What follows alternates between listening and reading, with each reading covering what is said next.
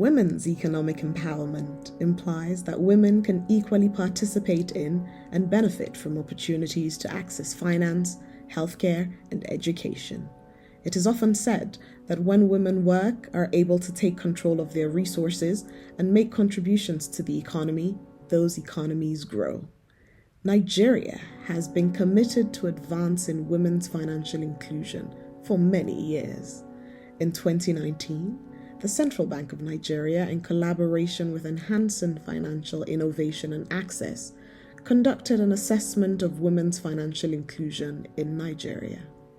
This revealed that low education, low income, and a lack of trust in financial services providers were some of the key drivers of exclusion for women.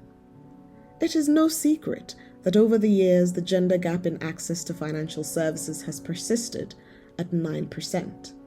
Women's access has always lagged behind their male counterparts, revealing that in 2020, when 60% of adult women had access to and used one form of financial product or service, 68% of men in the country had the same.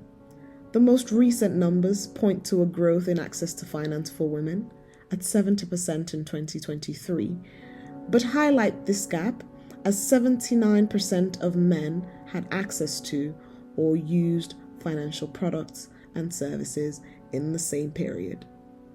With this in mind, Nigeria launched and is implementing a framework for advancing women's financial inclusion in Nigeria, with strategic imperatives to address the gender gap in access to finance. These imperatives provide the blueprint to improve opportunities for women to participate in the formal financial system through account opening measures, financial and digital literacy, channels to reach women closer to their homes, as well as tailored products and services, and the collection and use of gender disaggregated data. Implementing this framework has been an interesting journey. Stakeholders agreed that a cohesive approach was necessary, and this gave birth to the FOFIN communities of practice. These communities of practice have been established as think tanks to identify and drive strategic projects aligned with the framework's imperatives and the overall goal of closing the gender gap in access to finance in Nigeria. So how well have we done? In 2021, the COPs embarked on a digital financial inclusion drive for women and youth across 6 states, and over 60,000 new accounts were opened. In that same year, COPs commenced the development of a strategy for leveraging agent networks for women's financial inclusion, launched in the following year. There have been several capacity building efforts to guide implementers, and even awards granted to the best institutions advancing women's inclusion during the International Financial Inclusion Conference.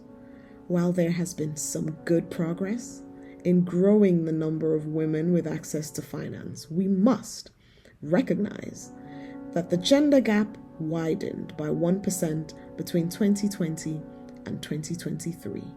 We must therefore strive to increase the pace at which our women access opportunities to empower them and improve their lives and that of their families.